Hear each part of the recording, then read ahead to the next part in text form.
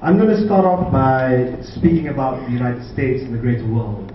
And then I'll lob my political grenade back at Tony after that. You have 10 minutes. 10 minutes. 10 minutes to lob the grenade or 10 minutes to the outer world.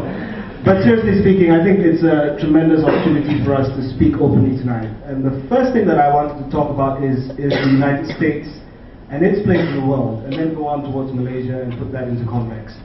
I think what Jamie said is very instructive in the sense that there are two things, or there's one major thing that's come out of the new America, which we should all be mindful of in Asia, especially in Malaysia.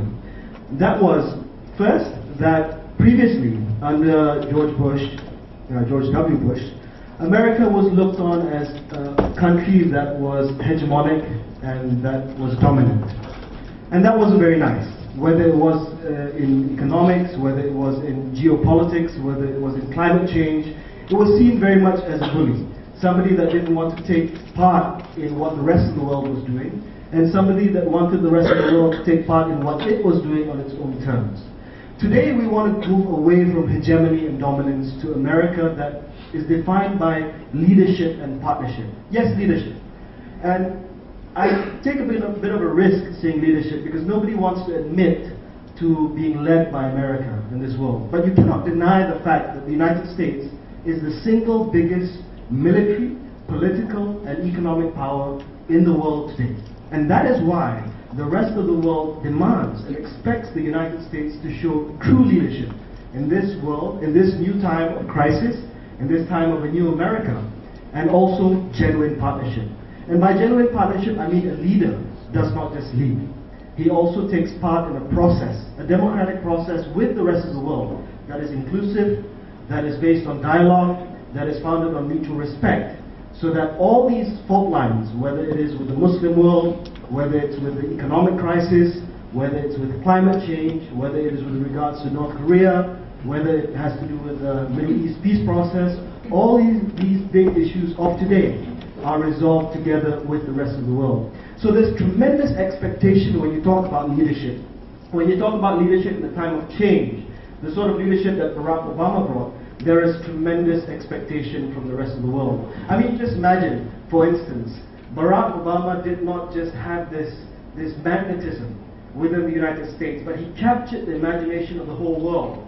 The hope that he generated floated throughout the world, and the hope floats until today. When he addressed a crowd of thousands of people in Berlin in the run-up to the US presidential elections, it was similar to when Jack Kennedy made the Ich bin ein Berliner speech in Berlin when he was president. And that sort of capturing of the world's imagination had never taken place before. Barack Obama could have stood for anything and won anything. I think if his name was on the Umno Youth chief ballot post, he would have I would have voted for him. That is the degree to which Barack Obama managed to capture the imagination of the people around the world.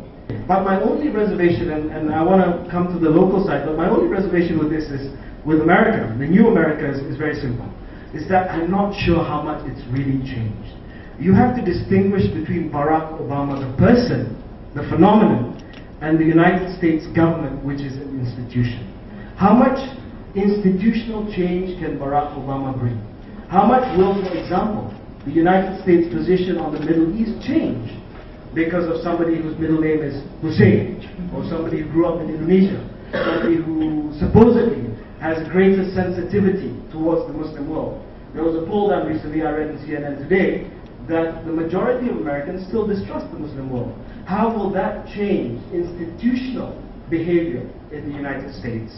I mean, if you take a look at Barack Obama in the lead up to his inauguration, he was silent. He was silent when the Palestinians were being bombed in Palestine by the Israelis. He was silent, and he is still largely silent until today. As we all know, politicians on both sides of the divide, whether they're Democrats or Republicans, receive a lot of money from lobbyists, from pro-Israeli lobbyists, and this will be a tough challenge for Barack Obama, how he disengages himself with the institutional straitjacket that each president of the United States has had to deal with. Now, coming back to Malaysia, and I understand Tony's point perfectly well. Not that I want to be Prime Minister by the time I'm 40, but the fact that he wants to be Prime Minister when he's 40. But seriously speaking, his point is salient to our discussion. Just now, Jamie said that one key takeaway from the Obama campaign was that it challenged political axioms that have never been challenged before in the United States. How could a black man be voted as president of the United States? How can a black man who grew up in a Muslim country be voted in as the president of the United States? How can somebody who doesn't have any dynastical connections or establishment connections be voted in as president of the United States? Now I want to tell you something, that this challenging of political axiom has not just happened in the United States, but it's also happened here in Malaysia. And it's something that I, as a Barisan Nasional politician, of course, I'm not happy about it because we lost a lot of power. But as a Malaysian, I'm happy about it because it shows that we're maturing as a country and we're maturing as a nation. And as far as Barisan Nasional is concerned, we have to get with the program. If we don't change and if we don't reform, this country is not going to wait for us. You can't say anymore that the BN governed this country since 1957, since 1955 to be exact, under alliance. Therefore, everyone owes it to us to vote us into power every single time. No. There has been a tremendous challenge to the political axiom last year, 2008, when for the first time ever, I think, there was a conscious effort